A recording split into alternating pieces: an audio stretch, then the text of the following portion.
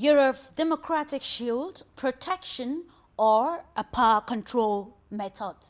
As the rules-based others flatter, critics warn that Europe continues to chart a course that advances globalist interest.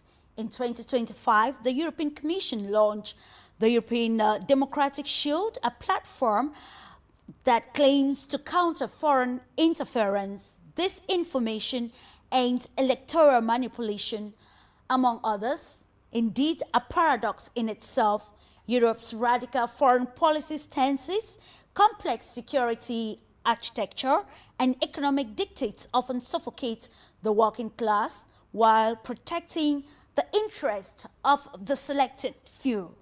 Thus, Europe faces a new battleground, not of tongues and borders, but of narratives, platforms, and votes that it largely created for itself. This is, according to some viewpoint, purportedly designed as an essential defense against the Kremlin-style meddling and other external threats. Critics warn the shield could centralize power, police political speech, and blur the line between protection and control. A democracy shield, in quote, becomes a paradox when it defends democracy by lifting the freedoms it claims to protect, disrupting electoral calendars. We can take the case of Ukraine, among other countries. And of course, the real question that we ask during this program, among others, is whether Europe needs a shield, but then who decides what it is shielding from the global world, and of course, who watches the shield itself. Stay with us, ladies and gentlemen, as we, of course, get into greater insights, looking at this democratic shield, and of course, how it is altering the narratives of the multipolar world. And with a panel of experts, we are going to uncover still if there are already alternative organizations to give practical respect to the electoral sovereignty, information, and the aspect of international relations and collaborations in line with the tenets of democracy. I'll join you right after the jingle.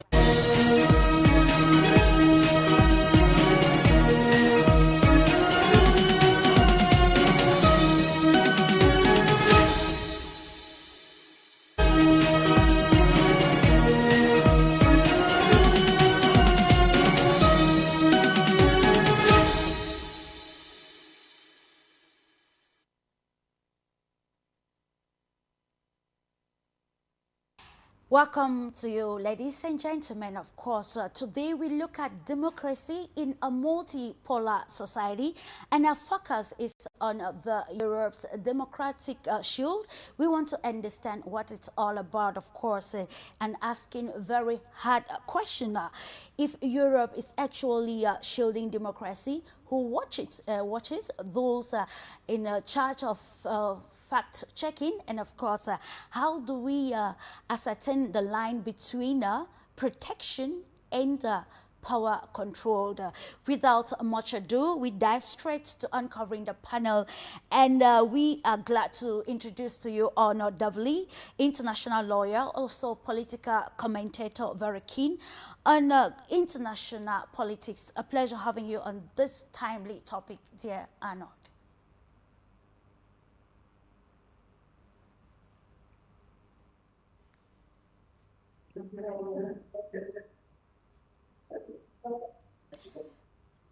We're also glad to welcome DRAGANA TRIFKOVIĆ, Director of the Center for Geostrategic Studies, joining us from Serbia. Good evening to all, and thank you very much, dear Clarisse, for having me. And we're looking forward to having a very constructive analysis with you pertaining our topic for discussion. And let's go to Switzerland to welcome for the first time on this platform Professor Dr. ZORAN VITOROVICH, author and international relations professor. It's a pleasure having you on Global Insight this day. Greetings from Switzerland. This means good evening or hi from Switzerland. Thank you for the invitation. And thank you for accepting our invitation, Professor ZORAN. And to India, let's acknowledge the presence of SAURABH Sharma, international relations expert and assistant professor of political sciences. Well, welcome to this platform again. Thank you, Clarisse. Good evening, everyone. Good evening from India, and thank you for having me. Good to be back here again. Thank you so much. Let's also welcome YULIA, BERG, political scientist, founder of GLOBUs Experts Club. It's a pleasure having you once more, dear YULIA. Yes, greetings from Africa and happy to join today's program. Thank you so much, and of course, welcome to Mother Africa as we continue to talk what is of utmost importance to the global world. Just to note that Penny ARCOS will be joining us subsequently. Okay, I've just been informed that she's already there. Also, and Minnesota team captain of the Center for Political Innovation, joining from the United States of America. Welcome to the program this day. Yeah, thank you for having me. Do you see me? Unfortunately, I cannot see you, but I can hear you perfectly well, dear Penny.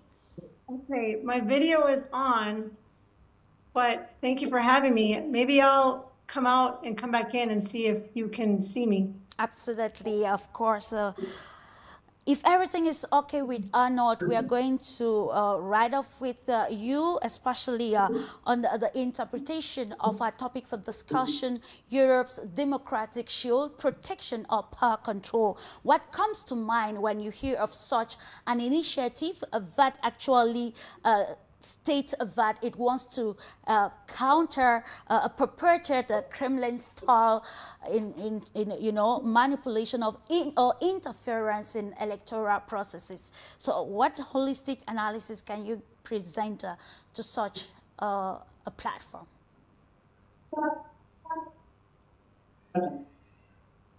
Yes, let's start from the beginning. So we all recall what then quasi-foreign minister for the EU, Joseph Borrell, referred to as far as the EU called it the garden in the middle of the jungle. It turns out that the garden is actually more like a golden cage, and that those unelected bureaucrats, by and large, are feeling the lack of legitimacy that surrounds the EU, increasingly so now, owing to the lack of economic prosperity, owing to the policies that are being led and implemented against the interest of the people of the European Union. And with the increased lack of legitimacy in, I think it was in August 2024, the EU announced the implementation of the DSA, Democratic Shield. The reason, the rationale that was brought forward at the time by a former commissioner, EU Commissioner Thierry Breton, was that there was counter narratives, which they referred as fake news, whether bearing on Russian viewpoints or later on after the election of Donald Trump, bearing on their bête noire, which is who happens to be Elon Musk, and the fact that through X is regulated by the First Amendment of the US Constitution, so there's no censorship by and large, save for one particular topic, which we're not going to get into today. But for, suffice it to say, for all intended purpose, X is a space where opinions, diverging opinion may express themselves. And so the DSA basically was put together in that sense to try to regulate the speech in ways, unprecedented ways, and above and beyond that, interfere in election cycles, processes of EU members, but not only, including also would-be EU members. That includes countries like Romania, Moldova. There are talks about outlawing and banning outright political parties, including potentially the AfD in Germany. And we just found out a couple of days ago that the European Court of Justice, which is the supreme judicial body within the EU, has decided that it would be now quasi-criminal to relay articles from Russia Today, for instance, and that although it is not yet illegal to read those, we can see where this is going, and at some point we're going to be probably seeing cases of people having merely relayed some of those posts, whether on Telegram or elsewhere, get visited from by the local police, since all the national police through Eurogender 4 is now more or less coalescing into a quasi-EU federal state police. We can anticipate that before long we will see people being prosecuted merely for relaying what Brussels considers views that are inimical to their view of the world. So this is the state of affairs now.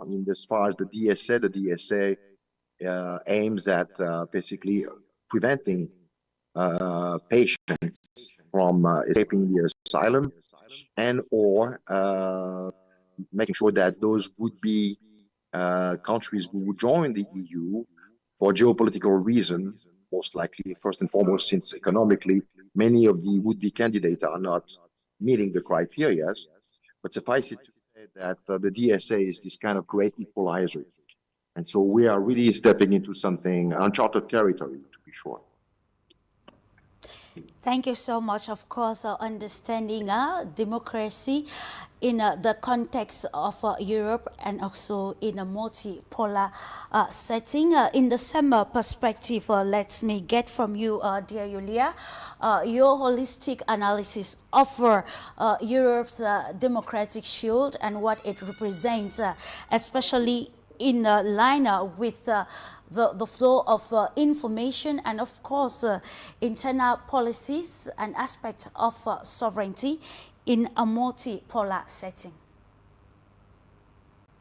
Well, unfortunately, we have come to times when nothing gets a clear definition, and a lot of the wordings that do sound nice are being used as a repression mechanism, and are being used in order to promote own interests under the cover of human rights, values, and whatsoever else. So just recently, we have seen another interesting legal occasion. Even reposting news from Russia Today is becoming almost illegal. So this can cause direct consequences to the one who just reposts information from a media outlet. If this is not some harsh censorship, I don't know what it is.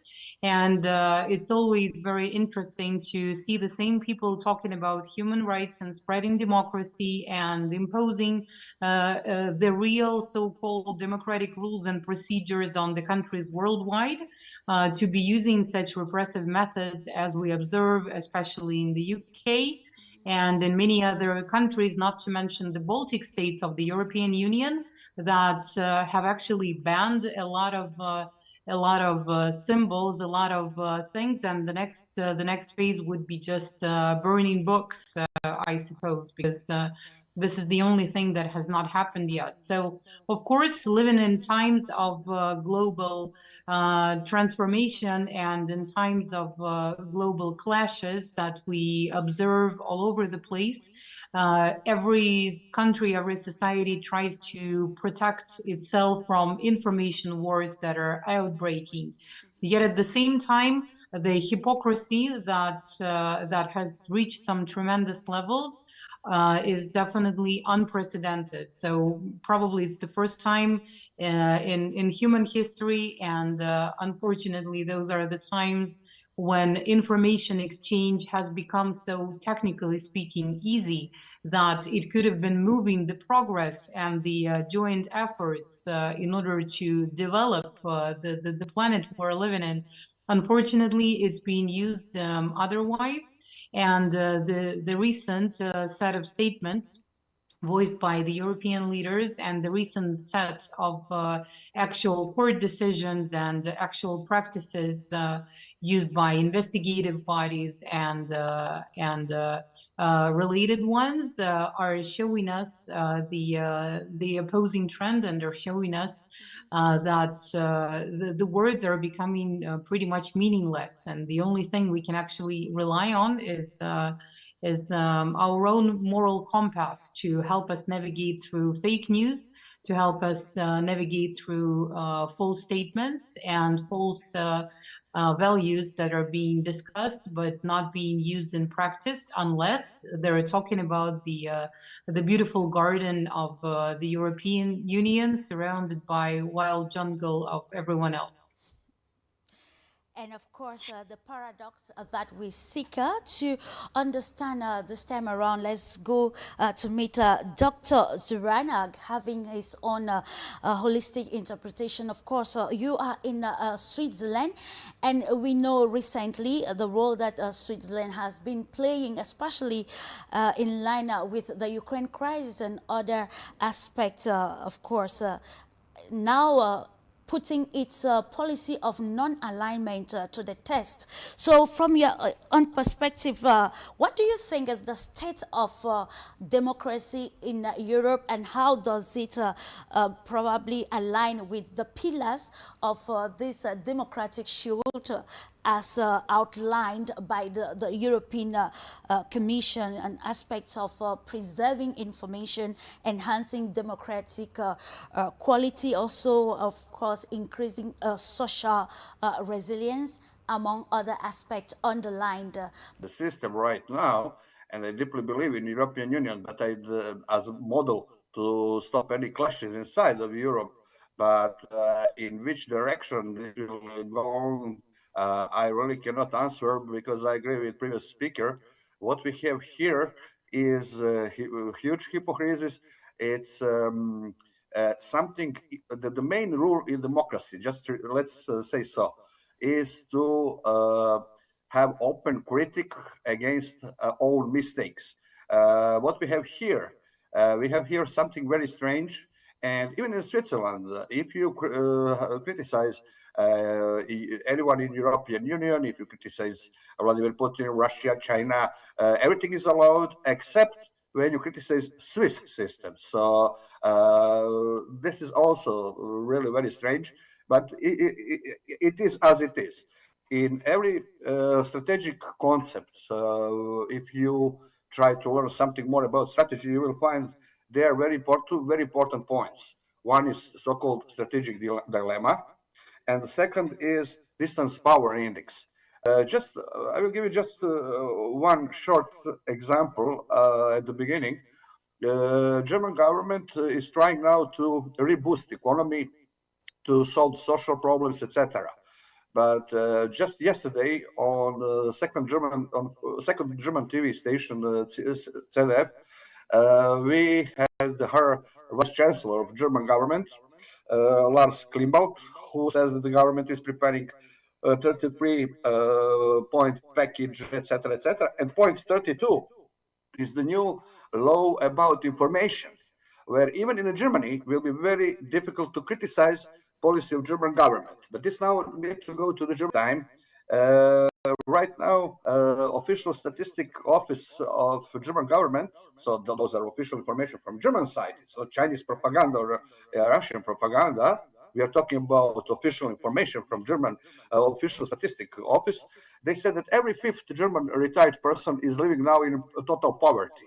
That every sixth average German is right now a citizen, is living right now on a borderline of extreme power. Extreme poverty. So what does it mean? This means that the system is really under the huge crisis. And I think that I will agree with Professor Dragana, Dr. Dragana TRIFKOVIĆ, because she says before a few months, if I remember well, and Dragana, please be so kind to correct me if I say something wrong, you say that we have now filled battlefield of narratives.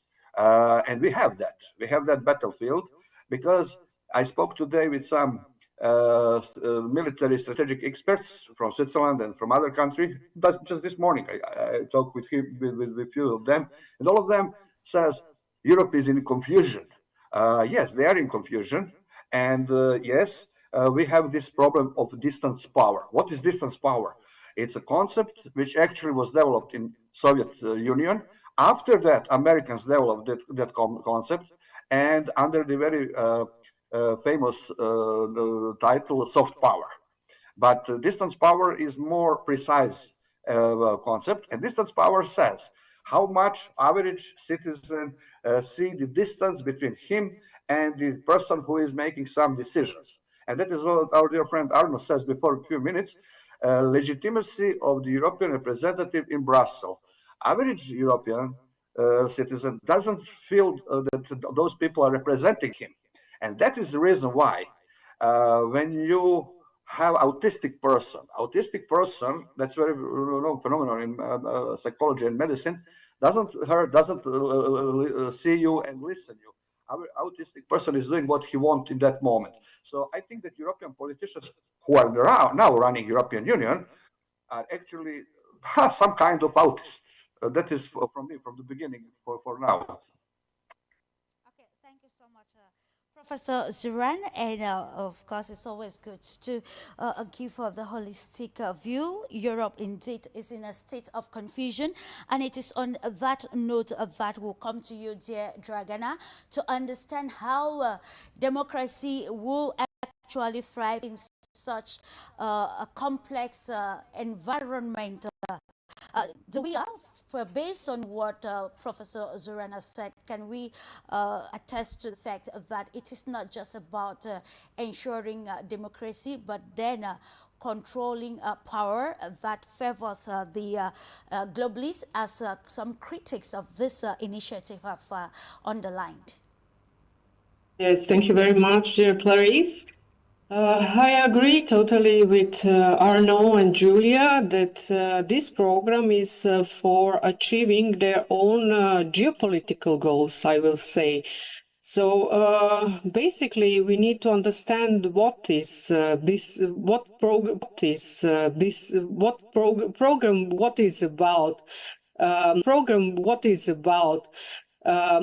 It's necessary to say that it's a new program of European Commission adopted in November 2025, I think. And I think it's a program with a totally wrong name, Democratic Shield, because exactly it's a shield for European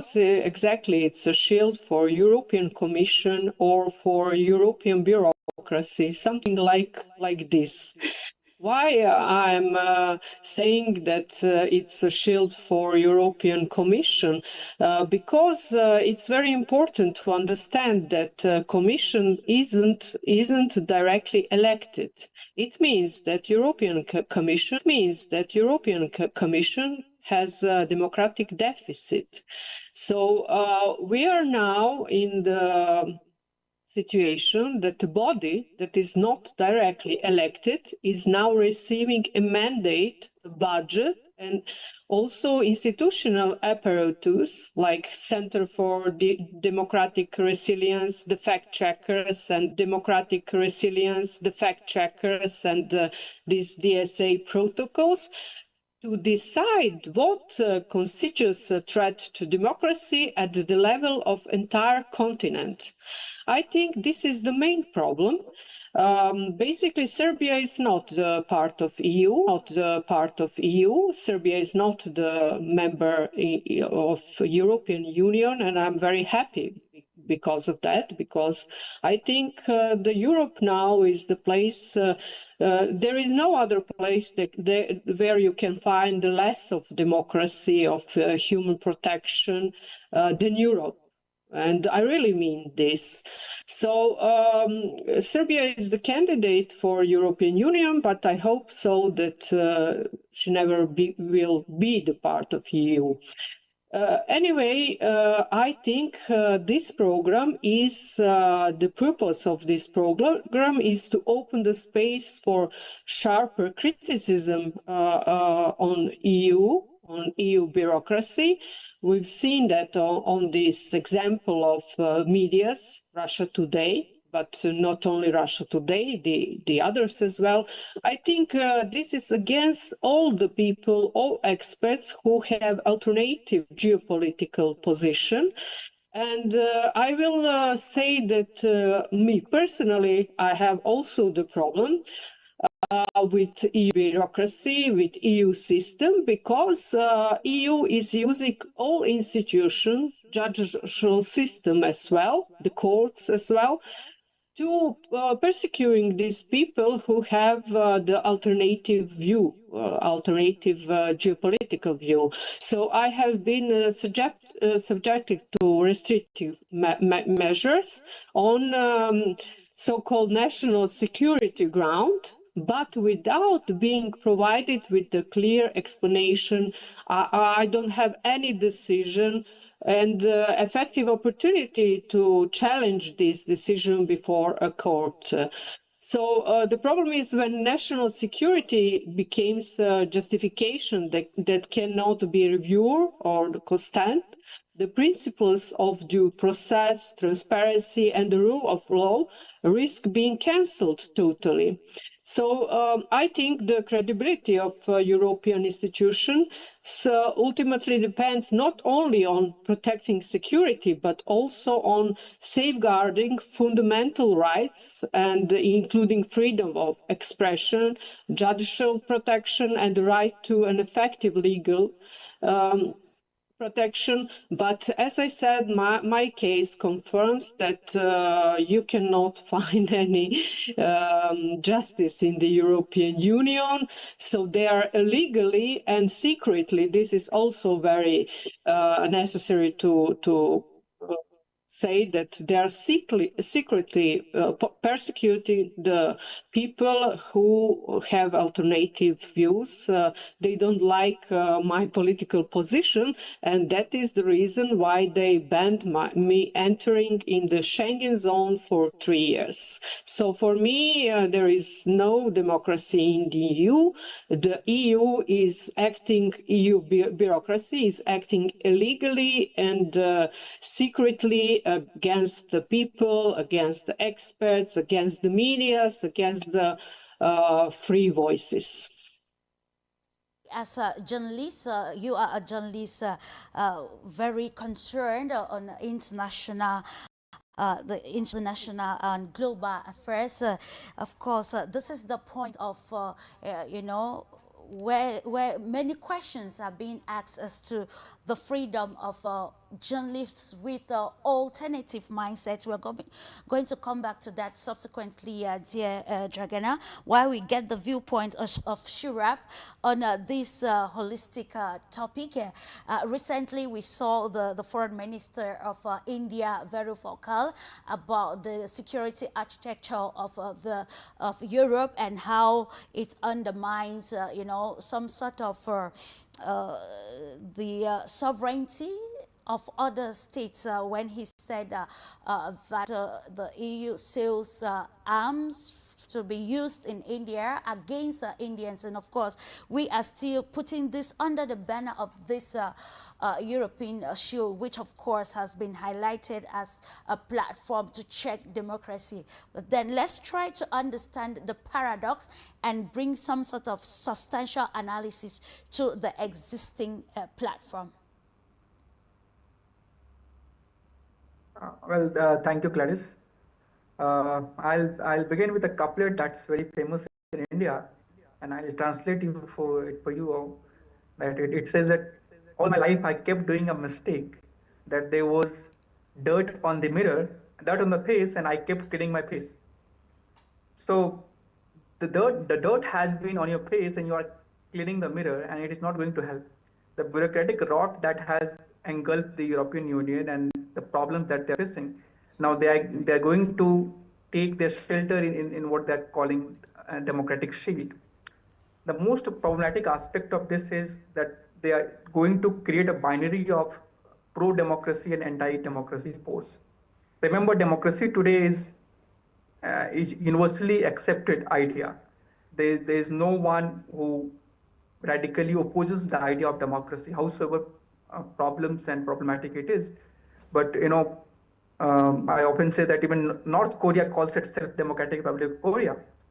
So even though we know how much democracy is there, some of the concerns that it takes care of is very genuine, and there's no denying that some of the questions regarding cyber operations, disinformation, what the data poisoning, all these things are very much true. But this has a global character. This is not limited to European Union or Europe alone. And for a long time, democracies across the world have been facing problems. There have been different challenges and different times. The contemporary times we are facing challenges vis-a-vis the generative AI, data influencing of data, and all these things. The problem emanates from the idea that European Union or the Europe has not been able to get over its penchant with having the white man's burden, that they own the idea of democracy. It is their idea. They have the agency. They have the agency to control. They have the agency to look after it. They have the responsibility to protect democracy. And this is where it becomes very problematic, because if you see, for a very long time we have been taught in our textbooks that Greece and democracy emerged in Europe and in old Greece. But gradually and slowly, more so after when the decolonial approach started to make its voice, we know that there have been a continuous and parallel platforms, democratic platforms across the world. There has been democratic institutions working in India since pre-Christ times, since 6th century, 7th century BC. There have been traces of democracy in Africa. There have been Igbo councils in Nigeria. There have been Gada councils in Botswana and South Africa. So there have been different forms of democratic setting and dialogue, and people coming together and having meeting together to reach to a decision. The problem is when Europe owns the idea that we are the guardian of this very idea of democracy. They start behaving like the superintendent, that they have the responsibility. And this is where, if you're not allowing people to retweet, to post tweets or information from other channels, what are you actually going to do? Are you preparing a shield that is even more powerful than which you are going to protect? So this is it reeks of hypocrisy, and it leads to more questions than answers. Thank you so much for the introductory statement, dear Shreya. And this first part, we run off with you, Penny. We know the United States actually reacted to this democratic shield, and of course, bringing us to that area where we're talking about checking information and, of course, freedom of speech. That is where the turning is. Let's understand this concept, and of course defining key terms with you for freedom of speech, interference, and how this actually puts especially the social class in some sort of a quagmire as to how to ascertain what it is a right to speak, especially in line with major decision making coming from the EU with global ramifications. Yes, thank you for the opportunity to share the perspective from America. We talk about democracy and Greece. Mr. SAURABH was saying that democracy supposedly started in Greece. What we understand is that the buy-in for the wars was more acceptable when the landowners could vote. So if democracy is the rule of the people, it comes with economic development, really. And we see in Africa, especially in West Africa, as they're developing, they're involving the people more in the economy, and they're taking control of the resources to serve and benefit the people in Mali, Niger, and Burkina Faso. But as far as free speech, we saw an extreme crackdown, especially during the Biden administration, against people who spoke out against the Ukraine proxy war against Russia, the Uhuru movement, the African People's Socialist Party. Biden tried to throw them in jail for 15 years and fine them each $150,000 for opposing the Ukraine proxy war, accusing them of being Russian agents. And then Scott Ritter, the former UN weapons inspector, was also targeted by the FBI.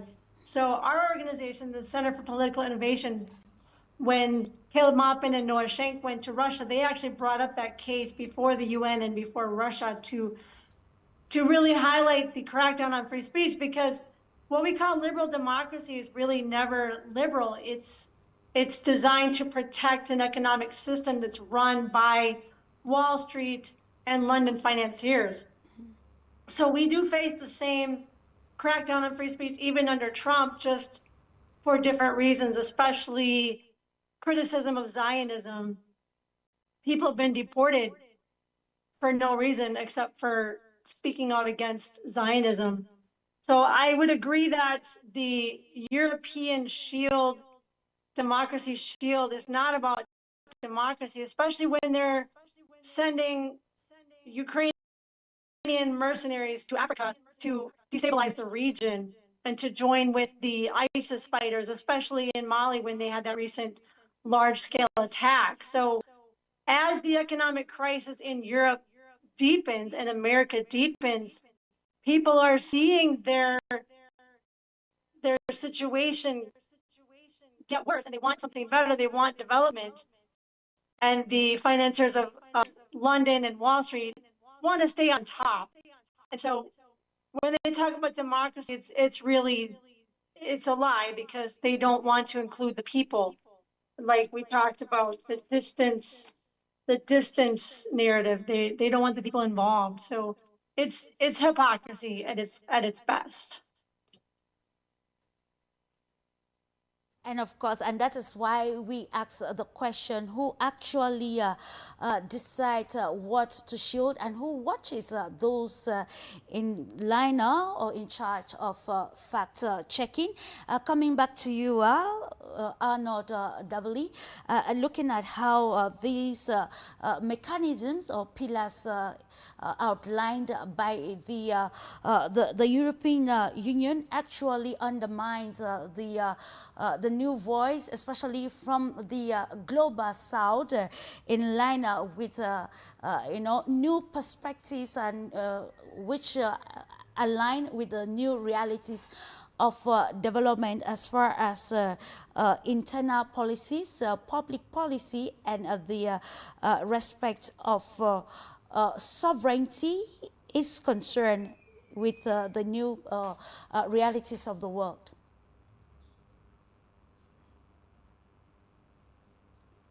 Arnaud DEVELAY?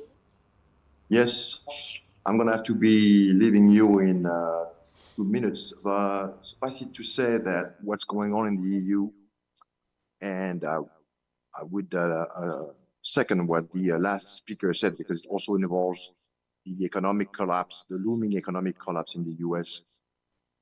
The West and the collective West is facing economic oblivion, and so the upper class is trying to sweep the dust under the rug. And to the extent your question bears on respect for fundamental principles in the context of sovereignty and evolving geopolitical realignment elsewhere, I think, no, I think we're going to basically see, I mean, globalization is over, just in case people might have been wondering about it. So when all the, and somebody said earlier, and I agree pretty much with it, that Brussels, the EU, the European project built itself on prosperity and peace. This is how the whole project was sold to us. And to the extent now we have on average about 50,000 euros on everybody who's born at this time right now in debt. And that the EU is constantly talking, agitating about a conflict with the Russian Federation.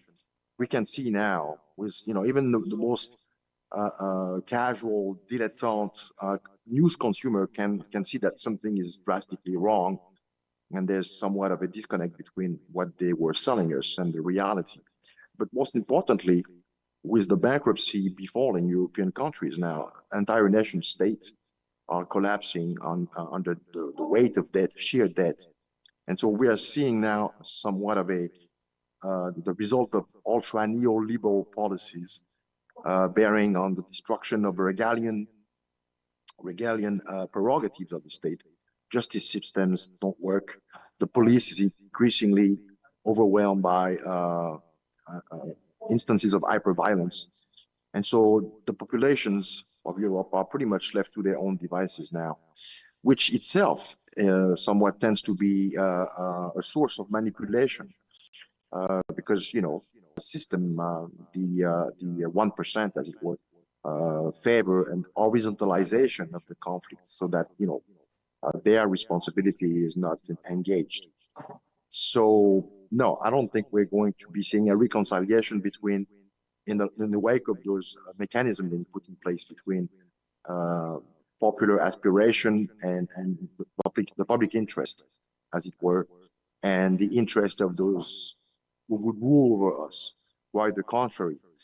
We can only hope that they are not going to be taking us to war with a nuclear power. That's number one. If not, that they somehow will be forced to flee at some point because the popular sense of discontent will be so large that it will be unbearable for them to maintain themselves. But we are walking on a ledge, and it's increasingly becoming untenable for them. And so the tensions are such that it's difficult to somewhat be overly optimistic, although I'm hoping that somehow we may emerge out of this nightmare, without blowing the whole place up.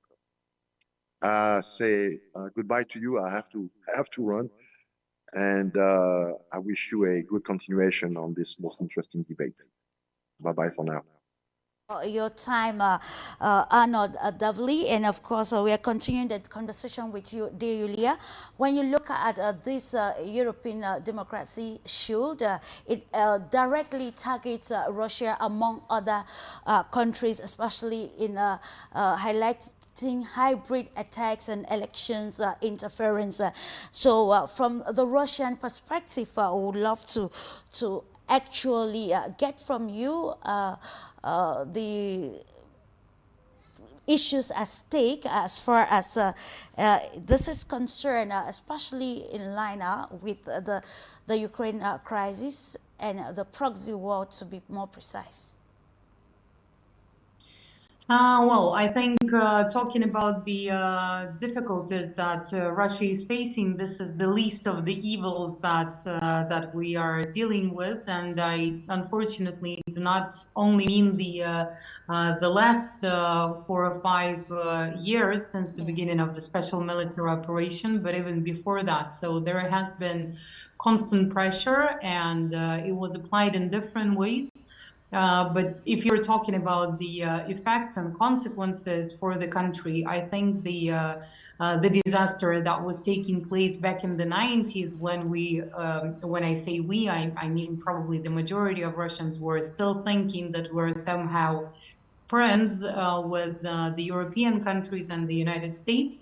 They have brought much more of disaster to the country because it was literally being robbed of most of its technology and resources that under the cover of cooperation and bringing in the best democratic practices and the open market were literally taken out. So the consequences for the economy at that time were tremendous, because the illusion of the fact that trade could substitute own production has led to a situation in which a lot of things had to be restored, starting from 2014, when the first sanctions were. It was a great motivation for redeveloping the economy and production within the country. So the current happening probably will not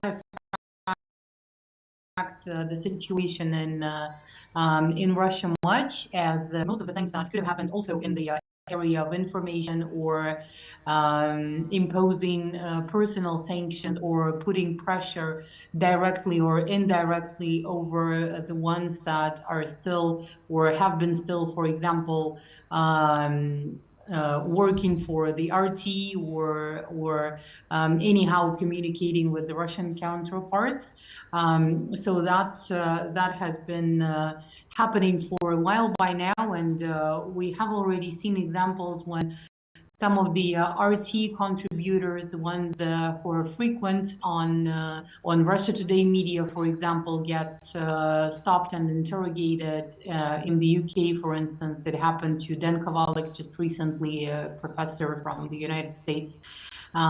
So I don't think it will be anyhow a major game changer, and it's definitely one of the smallest issues that is being faced. But this condition, when pressure is being put militarily, pressure is being put in information area, everywhere where, let's say, there is the reach of Western counterparts. It's been happening for a while, and even sports are deprived of Russian sportsmen. And the reason why I say so was that they really were bringing competitiveness to a lot of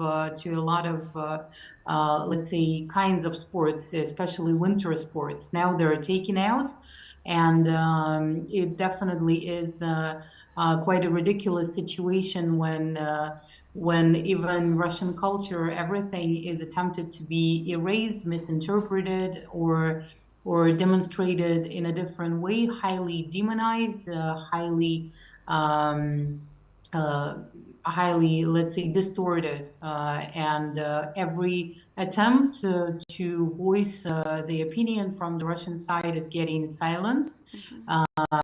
Not only because the Western media industry is 100% dominant all over the place, and it is the main source of information for most of the people in the world, but also let's say the attempts to disseminate information, or even have discussions on smaller platforms, are also being targeted big time. So the only thing that I can say concluding this is that definitely it's one of the cases when if it's not going to kill us, it's just going to make us stronger, just like the sanctions did when a lot of the areas of economy had to be restructured. A lot of supply chains and production chains had to be restructured. So we'll see how it unfolds. But if there is so much pressure being put on us, something makes us think that we're not on the wrong side.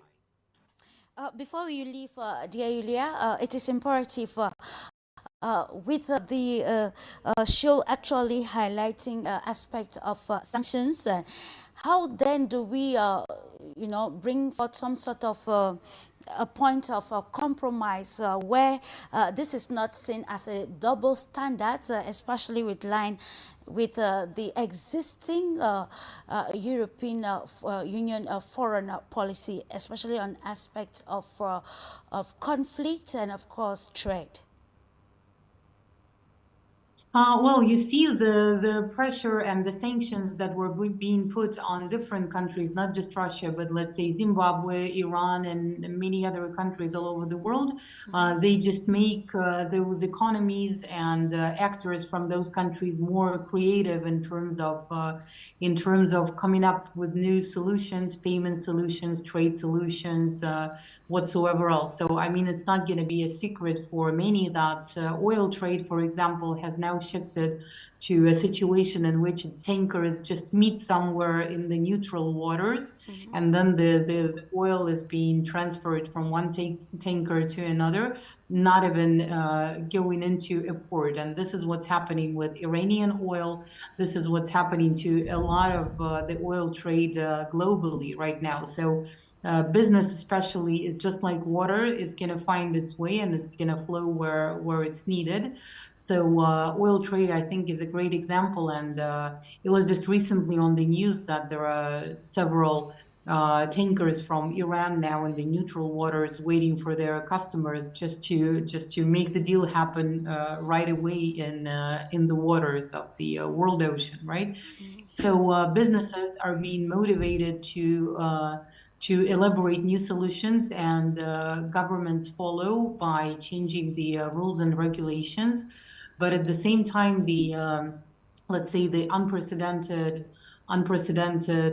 corruption or unprecedented deals that we see happening around those conflicts are incredible. It was just recently, there was just recently some stats published on how much Trump and his related organizations have made on crypto trade and crypto operations. And so it's the amount of money that was made using insider information and manipulating the markets through direct threats or even military operations, just like it was happening in the Middle East.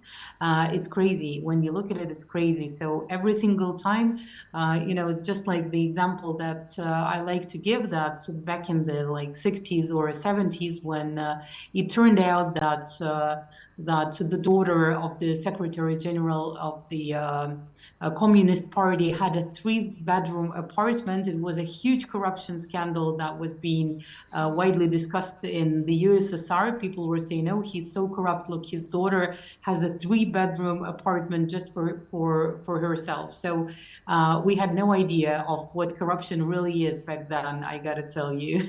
Now that we see at the scope of what's happening, you know, it seems to be ridiculous, the kind of scandals that that were being faced in USSR back then. Okay, thank you so much. And we're coming back to you, Professor ZORAN. Of course, you highlighted that this democracy shield represent a strong force, especially in protecting the tenets of democracy in Europe. But let's try to understand you, aside the controversies, some of the checks or maybe threats that Europe's democracy shield is designed to address.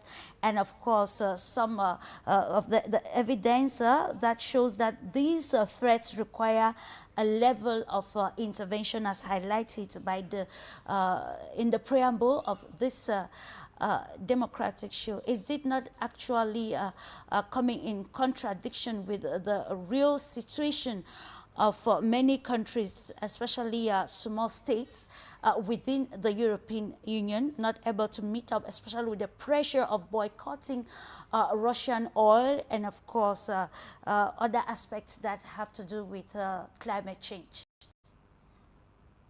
Yes, the shield is, let's say, I will try to start from this point. I'm very happy to live in Switzerland. Why? Because still in Switzerland, at least you can say something what you really think, and without to feel any harder consequences if you don't touch Swiss policy. I will just remember you that European Union is actually based on so-called normative power, norms, standards, procedures, etc. And this means that this shield is just one element of this normative power. The another question is how this power will be projected to other parts of the world, what we see every day. And I'm not surprised at all. And mechanism is always the same. And this is very crazy from one side. Let's say so. When the first international conference about recovery of Ukraine was actually, it was organized, and it has happened in Switzerland. But in a time of preparation, Swiss government has put as the main topic of the conference question of corruption in Ukraine. That was a huge scandal in that moment, because that was against all narrative in mainstream media in Europe, and pressure was enormous. So the Swiss government, that was before a few years, changed the title of the conference in a sense, Ukraine after the war. Okay, fine. But when the economic and social problems in Germany grow up, as we had seen today, the situation, I will just repeat what I said before a few minutes. German official statistic office said that every 6th German citizen right now is living on the line of extreme poverty. This means they are in very difficult situation. So now everything is put under the question mark. And one question is also help which was provided to Ukraine, which was provided to any other country, all other countries in the world, etc. And now they are just repeating the same what we already had heard in a period of preparation of this first conference in Switzerland. And this is really a little bit strange. And on the other side, how this normative power actually is working in a field. Normative power is working on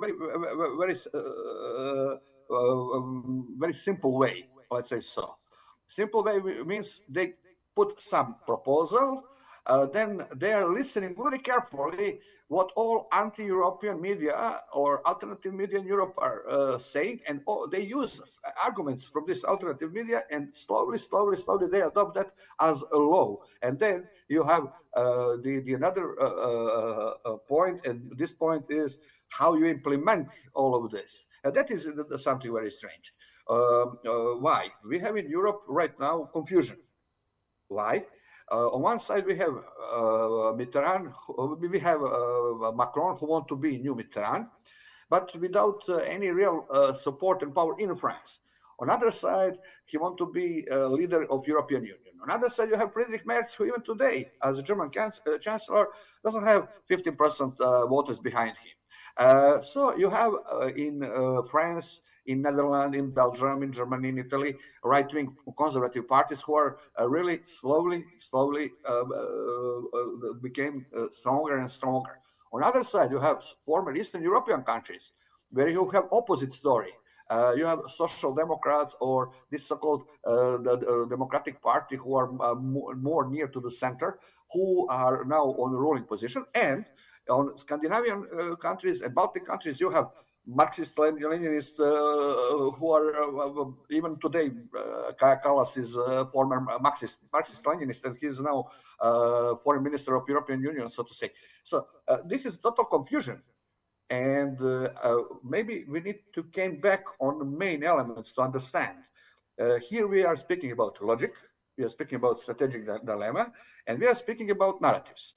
But when we come a little bit closer to the main points, I will just give you a few examples. Our colleague Arnaud says before a few minutes, people are preparing for the war against Russia, or there was in the time of the Iran war, there were media coverage. We are at the beginning of the world. You will find out the generation set in Germany, and 68% of the generation set in Germany will never take military equipment to go in a war, but they are expecting that the state should protect them.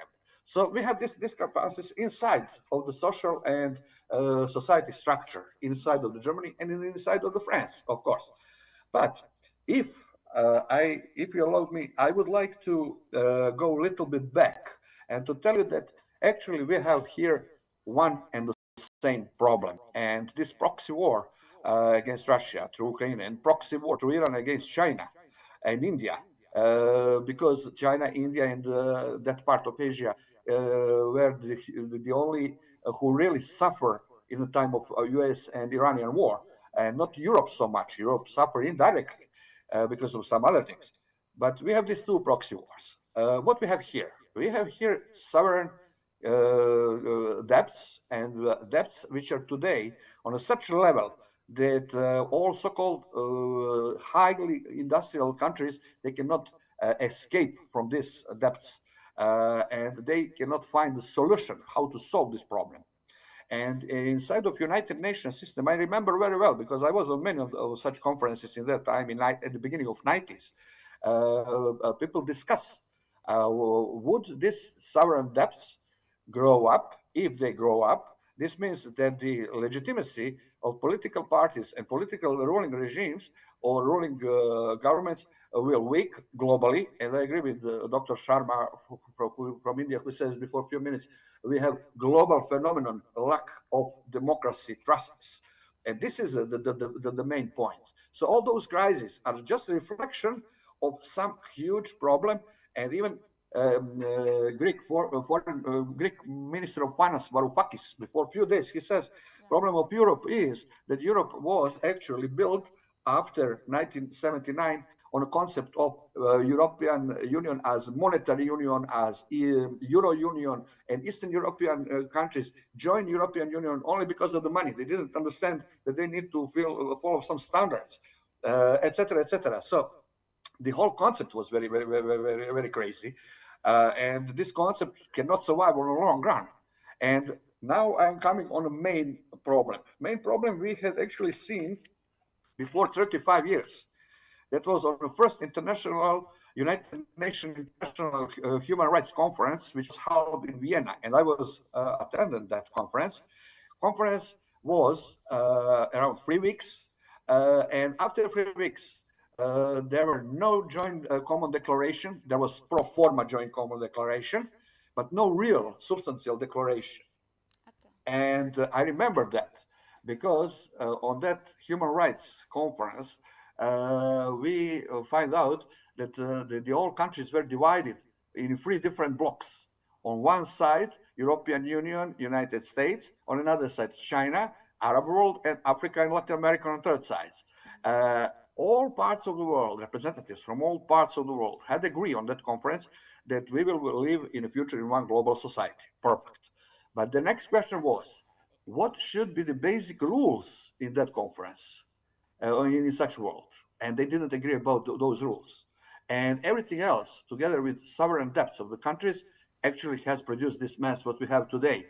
I think that in the future we will have a reflection of all those problems even more, because on one side we have China with as only country with internet sovereignty, India which is following that, and on another side we have Europe, who just before a few days they say we want to have our own Google browser and to kick out from Europe Google, Netflix, and all other American products. Crazy situation, but the problem is what former Chinese Minister of Defense says. We will live in a future global world, but who should make the rules under which we should all live in that global world? Absolutely. And that is actually the question on the table, understanding the limitations of this democratic shield with change that has remained constant and with multipolarity already in practice. Coming to you, Dragana TRIFKOVIĆ. We just heard about the normative power, and which we think to an extent is no longer relevant with the new dynamics of a multipolar society, where we have new and emerging powers, and of course with the total failure of the old world order. So at this juncture, how can we probably set some sort of an understanding on to how to reconcile the philosophy of Europe setting the roles for the global world, and of course ensuring that this democratic shield doesn't work with the ideology of Nazism and other very inhumane policies that do not actually crown the very existence of humanity in its moral compass? Yes, I think that not European Union, but Europe will be the last member of multipolar world. Why?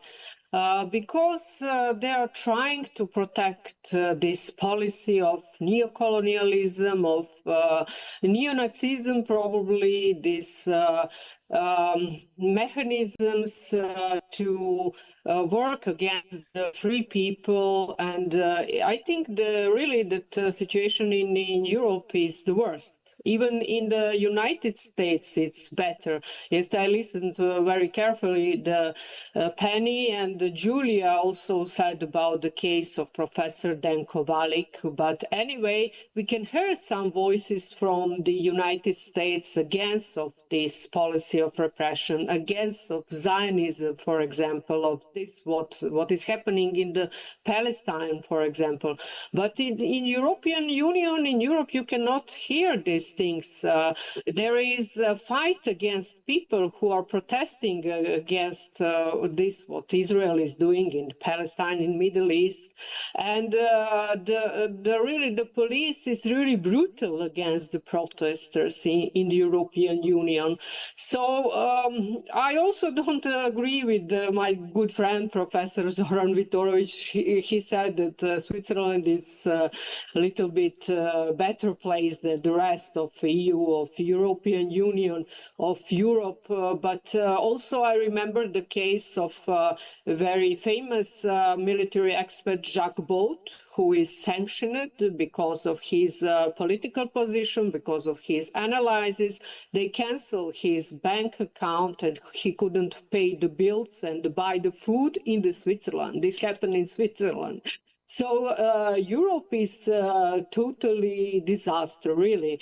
And also Penny mentioned the Greece democracy. I will say they established Greece democracy in the time and the system when they have a slavery, when they have a slave. So today's European Union policy is the same, you know. The democracy is for chosen people, for establishment, for political establishment, and not for regular people. So they're acting like in Orwell's book, Animal Farm, you know. This is democracy and this is only for chosen people, and the other people don't have any rights. And it's literally like this in European Union, especially when we speak about free speech and journalism. It's just not allowed. And we can see, for example, in the Palestine, how many journalists died because journalists became the targets, literally. And all these mechanisms are very familiar to me, even from the time of 90s, from the time of breakup of Yugoslavia, because it was the same. It was the same. They used the same mechanism, like sanctions, economic sanctions, like propaganda, very dirty propaganda against the people, and all other mechanisms that are using now against Russia and Iran as well. It's the same. They didn't change anything, so they cancelled free speech, they cancelled free journalism in time of 90s. If you remember, in the time of 90s, in the time of invasion of Iraq, they decided to open press center in Qatar, I think, and they bring the military officers for briefing. So they didn't want to allow to journalists to go to the military zone and to see and to write what they see. They just wanted to the journalists repeat that military officer says. So they think that it's normal to monopolize the journalism, to monopolize the free speech. So they continue to act like this. And among the developments I consider the most with the European Union are the increasing restrictions on freedom of expression and the marginalization of independent voices that advocate alternative geopolitical perspective. There is also growing concern over the treatment of opposition parties and instances where elections outcomes that do not align with the preferences of the Brussels establishments are challenged or politically constant. Additionally, I see also an increasing politicization of both EU institutions and the institutions of member states, including concerns about the independence of judicial and the participation that legal processes are influenced by political considerations rather than operating with full institutional autonomy. So there are many examples of prosecution in European countries. I mentioned Jacques Baud, but there is also the case of the professor Alexander Gaponenko in Latvia, in Riga. He is in jail. Court decided to give him 10 years only because he speak at the scientific conference. His speech was on the genocide, ethnocide against the Russians in Baltic states. And there are also too many other examples in Germany, in the other European countries, where the people are prosecuted only because they are telling the truth. So I already mentioned my example as well. I am now on the list of sanctions, banned from entering in the Schengen zone because of my political opinion. And this came from the Greece, this cradle of democracy. So Greece secretly entered me to the Schengen informational system and forbid me to enter in the European Union. And I couldn't do anything. I even 1 year after this, I don't have any decision. I wrote to the Minister of Police of Greece. I wrote to parliamentarians. I wrote to Ombudsman as well. So I didn't get any reply. And recently, I will finish with this. Recently, former Minister of Finance of Greece, Yanis Varoufakis, said that Greece became the fortress of Israel. I think this is the big problem. So they are not controlling their own country anymore. And European Union and European establishment as well, they don't care about their own citizens, the opinion of their own people. They are just not protecting the interest of our people. They are protecting the interest of some global structures, of corporation, of Israel lobby, and so on. Asking the question, how can these actually mitigate the the crisis raging across the globe? With you, SHARMA, here we are looking at the parameters that are used to measure information to be able to call it as some sort of harmful to the citizen, and at the same time we are looking at the same parameters that will check the legitimate comments, especially from politicians with opposing views against the existing government. Let's try to see how we can come to a compromise of bringing the two together, checking misinformation, and of course giving the free space for people with alternative information, especially on issues that have global concern. We are talking about the crisis in the Middle East. We are talking about, of course, the Ukraine crisis that has taken another dimension, and the economic wars that we are seeing across the globe.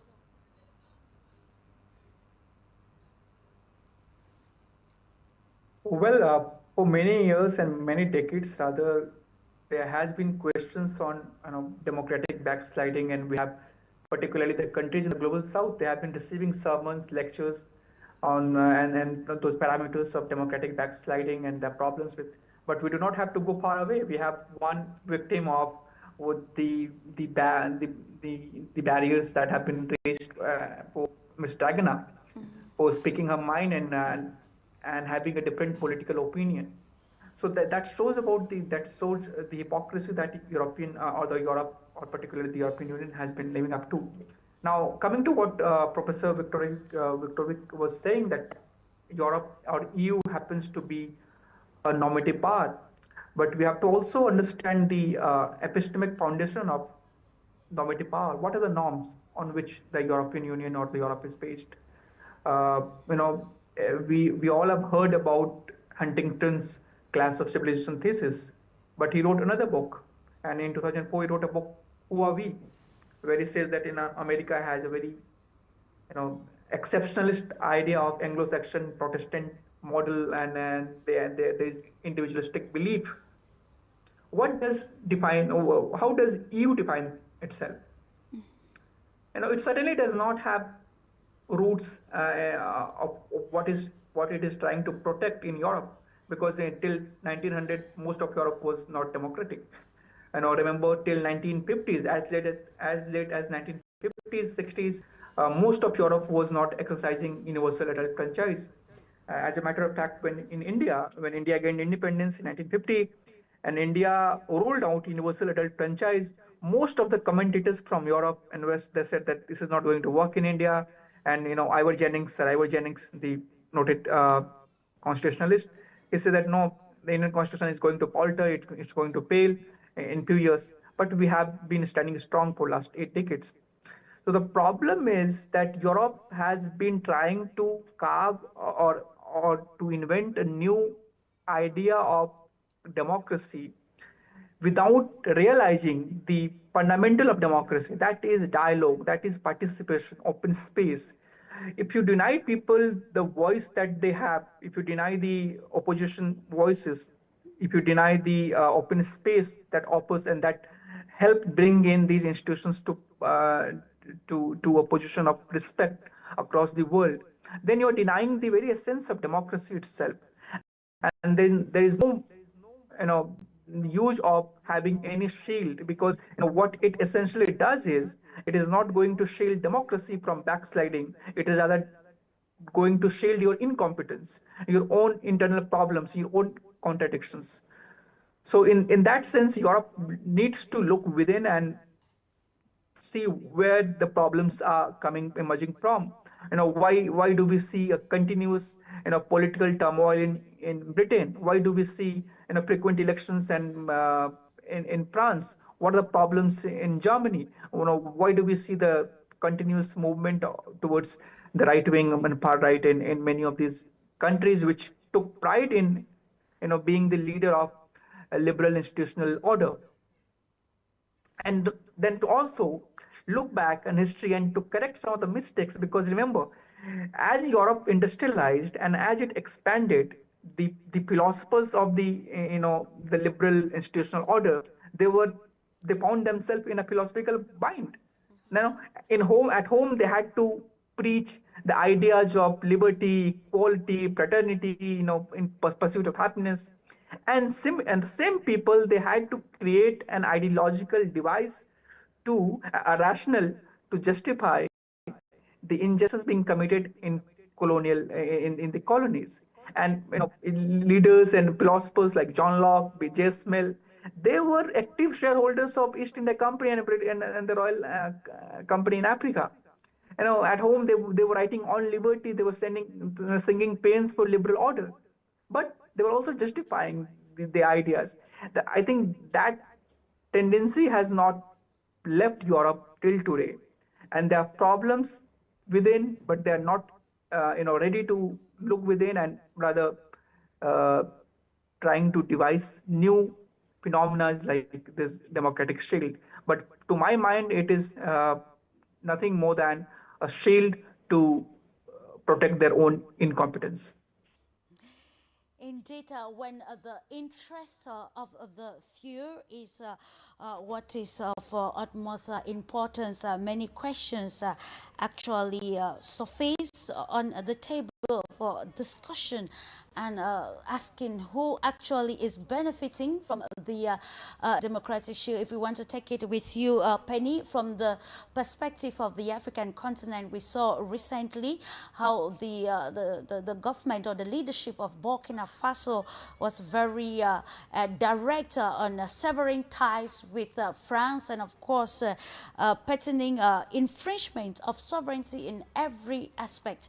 And we also know that democracy patterns accommodating, but then we'll discover that recently the anti-immigration laws in Europe have been very unfriendly or inhumane to many nationals. Then we want to look at it, this pillar of democratic shield, from the aspect of humanity, on maybe people-to-people diplomacy, and the place of the other in Europe in line with immigration policies, and then extended hand of the infringement in the revolutionary nations, particularly by France.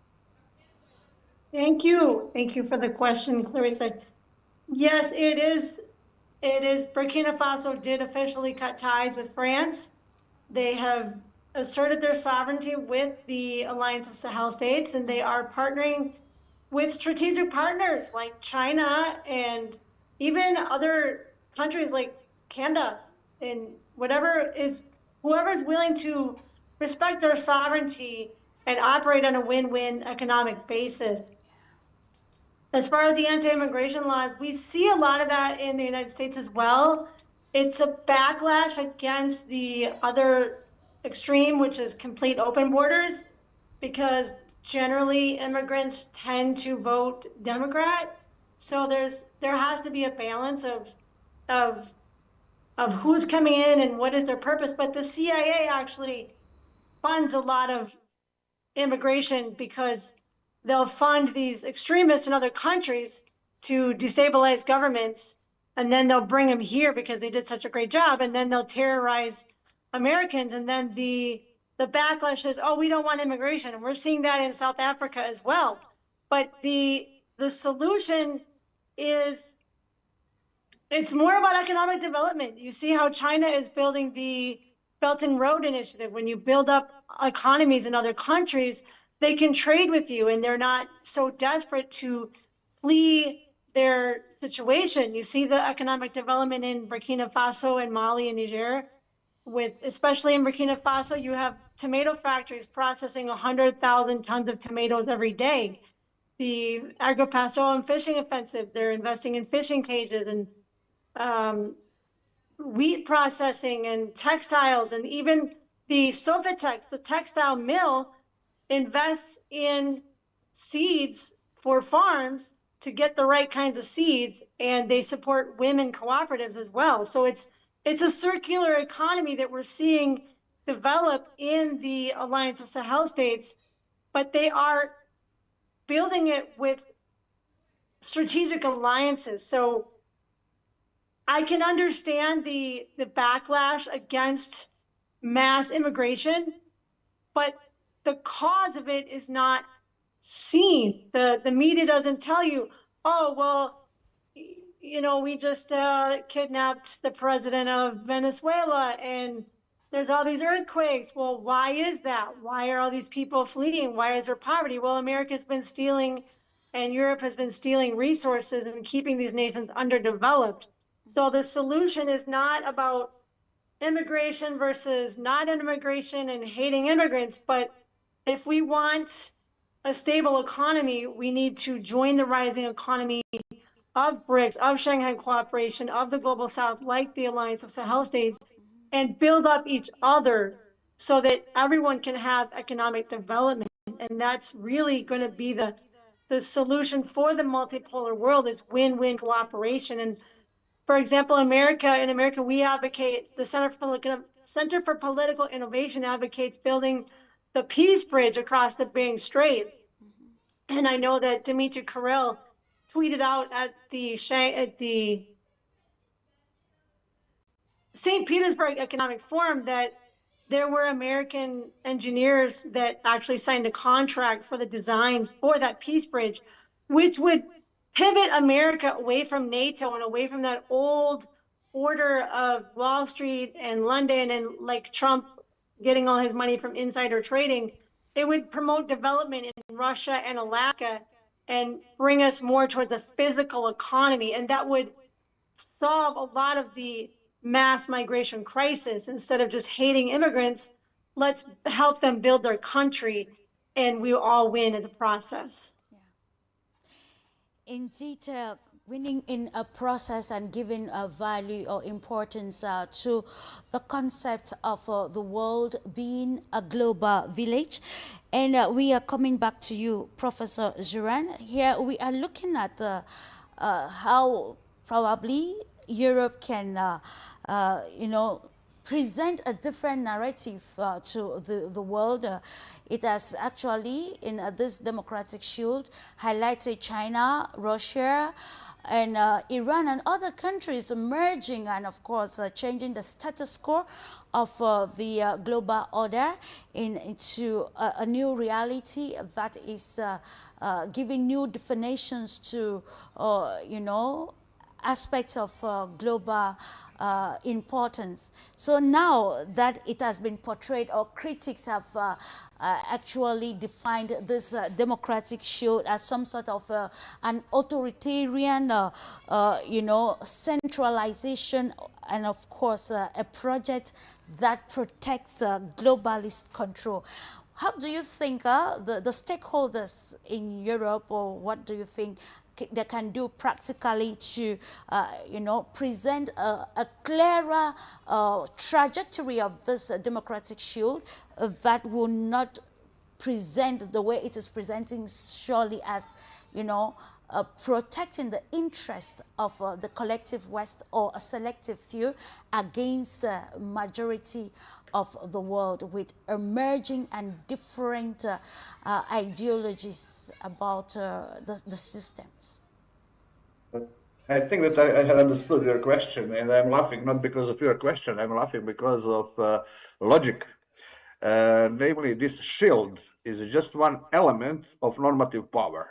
This element is just something new mechanism which they will develop after that. As my dear colleague Dragana says, she is banned to travel to the European Union and nobody is in a charge if you are accused against something, even in United States. And I like that system. Why? Because if you are accused for something, you can go on a court, you can try to discuss, maybe you can find some agreement, and both sides could clarify own standing points, etc. But in Europe, we don't have that. And just one small correction to my dear colleague and friend Dragana. This Swiss military expert, Jacques Bois, who used to work for Swiss strategic contra secret service, he is living actually in Belgium.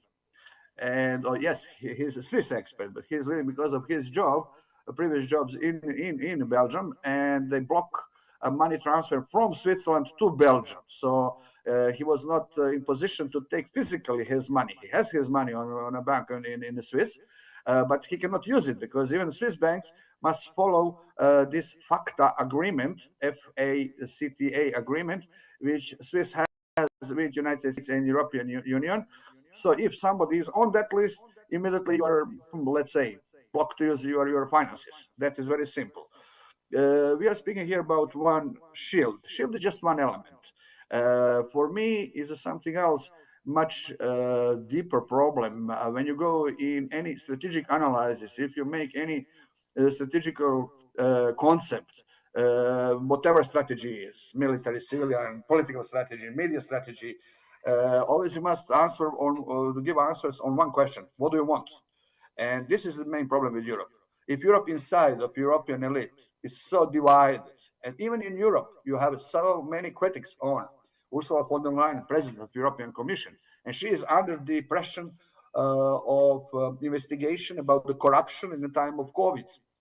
And just to come back on the time of COVID, if you follow just what has happened inside of the Europe with the vaccine, how Czech just confiscated the vaccine which came from Russia, sent from Russia to Italy, and nobody excuses for that move.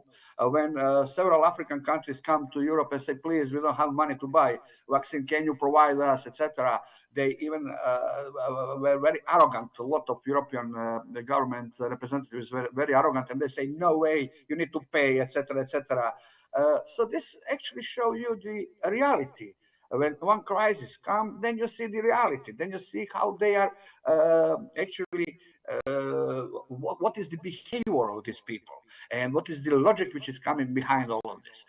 And now we are speaking about the proxy war against Russia. I don't know, this against China to Iran, etc.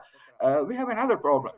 Venezuela is the best example that some part of American elites who are creating foreign policy had understood one thing. They learned the lesson from Afghanistan, from Iraq, from Libya, that they cannot just copy-paste their own political model, free speech, I don't know, law and order, because you have a local mentality and local culture. So they keep the present, two-thirds of the present political establishment in Venezuela, but they put them under pressure. You will do what we want and everything is fine. But in general terms, we have problem with something else. We have problem with the logic. We have problem with the standing points. And I remember very well when Germany was actually, the German politicians were, through Angela Merkel, former chancellor, then to Schröder, to many others, who actually traveled to Moscow, and they pleased them months and months to start with this Nord Stream 1 and Nord Stream 2 project. That was German project. And Russians at the end say, okay, no problem, you can have it because it's cheap energy for you. You make profit, we make profit. That's okay. But when they cut this pipeline, German Chancellor Olaf Scholz traveled, and I remember very well how that was reflected even in the German media. He went to Senegal, pleased them for some support, to Algeria, even to Iran. They traveled. They traveled to South Africa, and in South Africa they saw several these huge ships from Russia with oil, etc. And they say, "Oh, what is this?" And South Africans tell them, "Okay, sorry, we're a sovereign country. We can do whatever we want. We should not follow your policy because you're European Union and you have in European Union your own rules which we respect. But we can do what we want." And that is the problem of autism. That is the problem of logic. Today, even in Europe, when you see what they are talking about the Trump administration, what they are talking about Biden administration, you will be shocked. I mean, this is us that you are speaking against your enemy and not your allies. So this logic is really crazy, and in the same time, you are sitting in one place where the situation is going to be worse and worse and worse, and pressure, social pressure is everywhere. Today, even in Germany, this AfD, Alternative for Germany, has 28 or 29% of the voters behind them, and even Union, SPD, CDU doesn't have so much. But they are as blind people. They close eyes and say, no, nothing has happened. Everything will be fine tomorrow morning when I wake up. And then you have the situation what you have. And then India come, President Modi come, and they say, oh, please help us. We need special trade agreement with you, etc. We need this and that.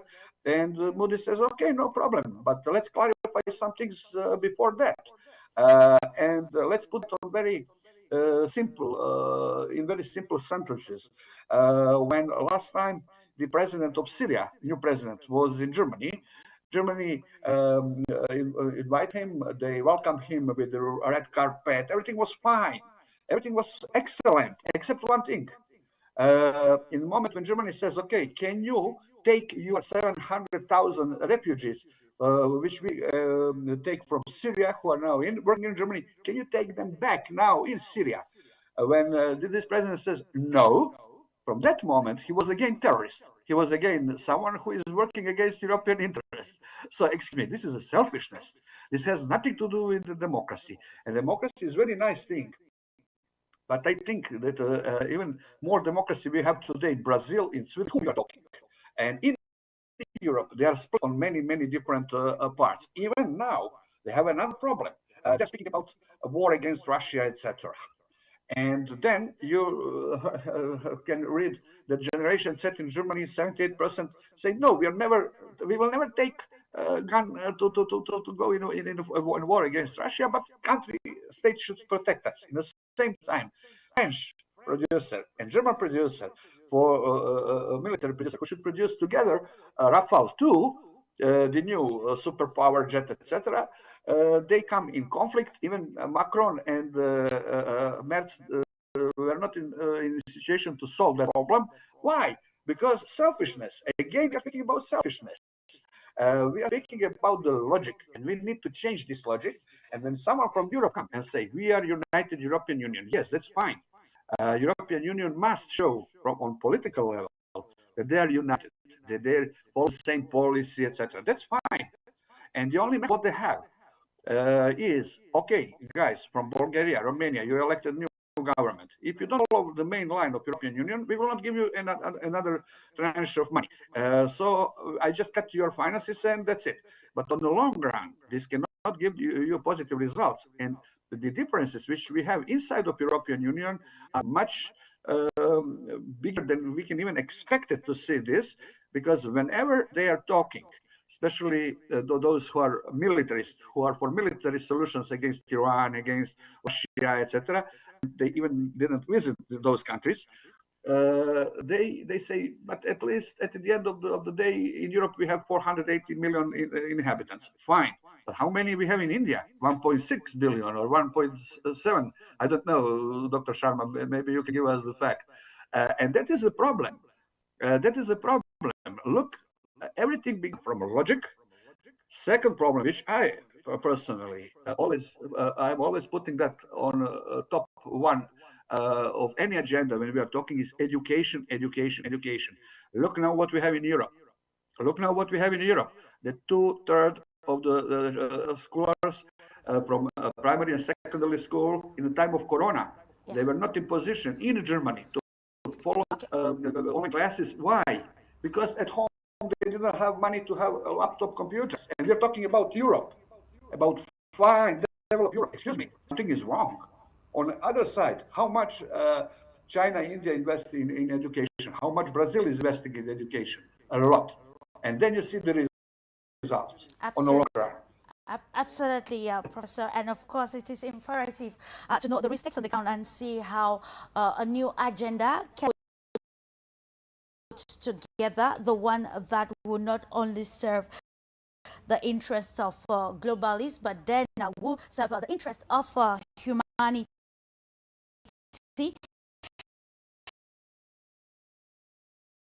And you talked about an alternative, and that is why we want to see, an alternative platform. Let's be particular with the April 2026 or International Scientific and Practical Conference on ensuring and observing, and of course, observation and expertise of electoral processes, also ensuring democracy. Can this be an alternative or solution to the paradox nature of this European democratic shield that is actually not favoring, growth and development at the lower level?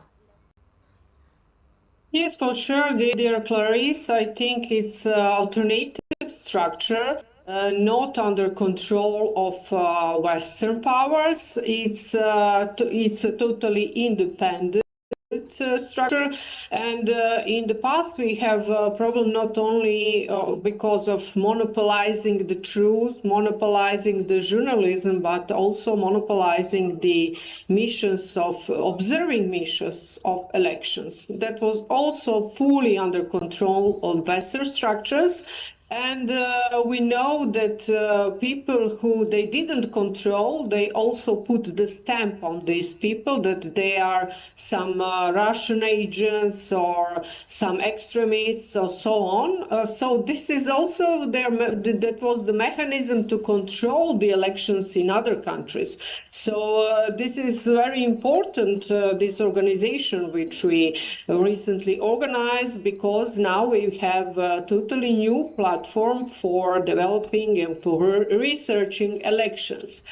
I'm sure that European Union will not allow to us to observe the election in European countries, but anyway, I think the things in Europe will not be changed till then the Europeans change the political elites.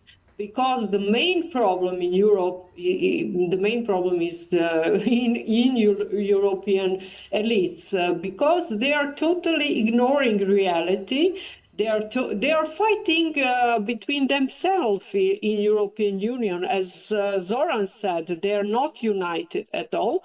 They are fighting between themselves, and instead to find some common interests for Europe or European continent, they are totally ignoring all the problems, and they are just working on achieving the interest of these global structures, the interest of the corporation or some foreign lobbies. This is their main job, unfortunately.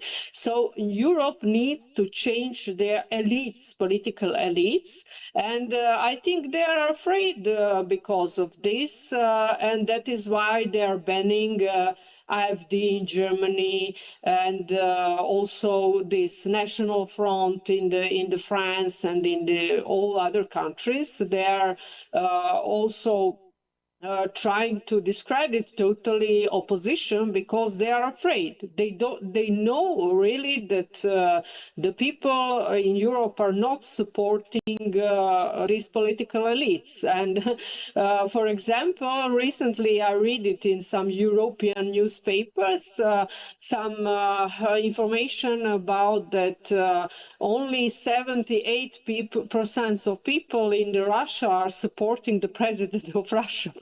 But it's insane, because in European countries, Merz, I think he has 13% of support now, and you cannot find so high a level of support in any European country of the mainstream elites. This is the problem.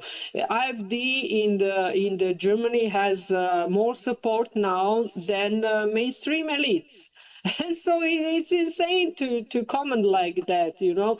On my opinion, the Russia is the most democratic country in Europe. But if you say this in Brussels or anyway in the European Union, they will accuse you immediately that you are the agent of Russia, or that you are insane, or that you are extremist, and so on.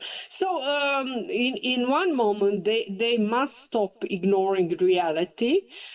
They are continuing to ignore reality because they don't have a plan B. They don't know even what to say to their own citizens, because they invest all to Ukrainian conflict. They invest money and everything to fight against Russia, and they cannot now just say, so it was a big mistake and what to do, because it will be the overall their political careers. So they are continuing, no matter that. I think they realize as well that they will not achieve anything in this Ukrainian conflict, but they are continuing with this. So we need a full reset. We need totally new political elites in Europe. Maybe in the future we will have opportunity to observe the election and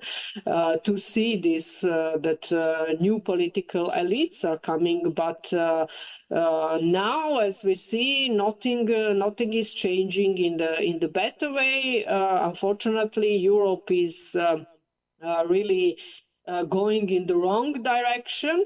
And I think taking together this trans-race broader question about democratic accountability, political pluralism and the rule of law within the European Union. And I think a democratic system is strengthened not by suppressing opinions, but by allowing open debates, protecting political competition, and ensuring that institutions remain impartial and independent of day-to-day political interests. So when we achieve this, then we can speak about future of Europe. And before this, we will just watching disintegration, fights in Europe, and nothing good. Juncture, we ask how this check or control on events is actually affecting the flow of information, especially across borders. Coming back to you, Sharma, let's look at the risks and opportunities. We've highlighted the pillars of the democratic shield and the area of conflict or contrast, and then it's about risks and opportunities for countries still within Europe. And here is how they can balance the tenets of this democratic shield with internal sovereignty, internal security, and even the openness in local policies. Where can we bring a balance in assessing the risks and of course capitalizing on the opportunities for the betterment of the population and not the selective few? Well, to answer your question, I believe that to have an open participatory system is non-negotiable for any democratic society. But before that, let me answer Professor Zoran's question that we are around 1.5 billion, Professor Zoran, and India is conducting its decennial survey census now. So we expect it to be crossing 1.5 billion mark. Yeah. And still not a member of Permanent Council, UNSC Permanent Council, to state that. So now coming to what are the risks. Risks are very obvious, that as has been stated by all the panelists, that it is going to create ruptures in the society. There are going to be problems. And the very essence on the foundation on which the democratic institutional framework was imagined, it is going to break down if you're not going to allow people to speak and if you're not going to allow different opinions to be a part of the social dialogue mechanism. It is not going to work.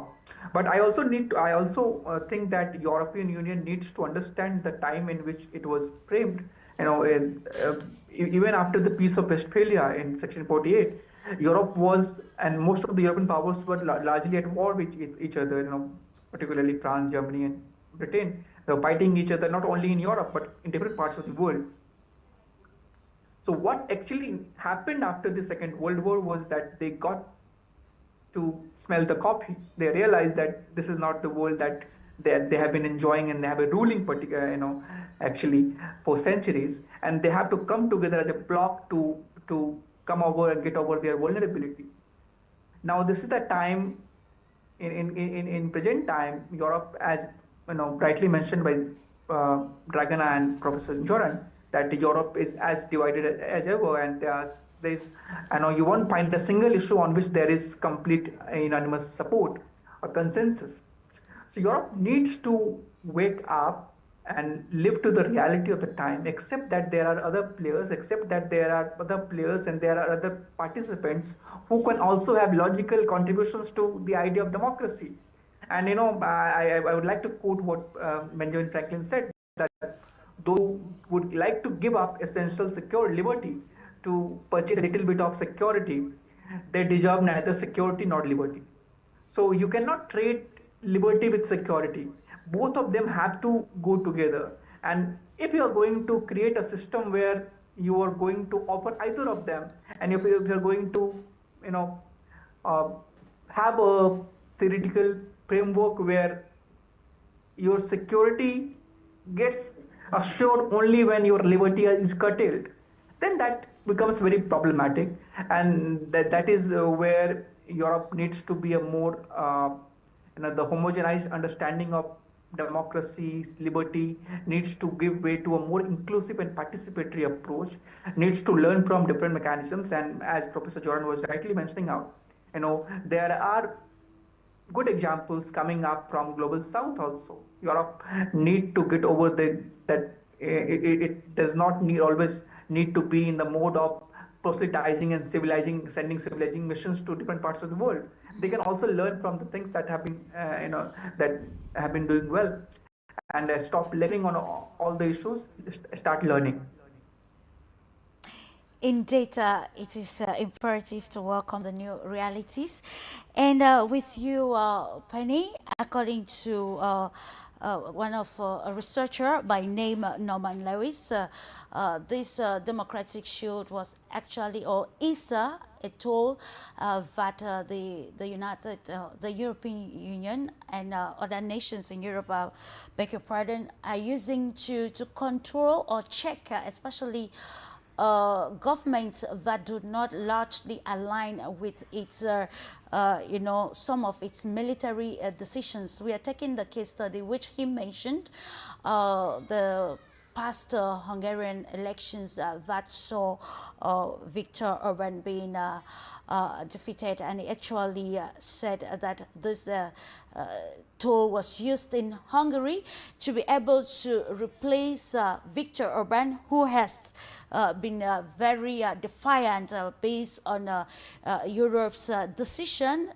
regarding the Ukraine crisis and other aspects which he saw were not actually helping in the development, especially of smaller nations. So at this juncture, we want to look at that point where we make recommendations that can still give relevance. Of course, we are not totally, downplaying the initiative, but then how can the strategy be that one that it's very open to the new realities of global transformation, new realities of international politics, and of course, new realities that give meaning to the concept of globalization and interactions among nations across diverse borders?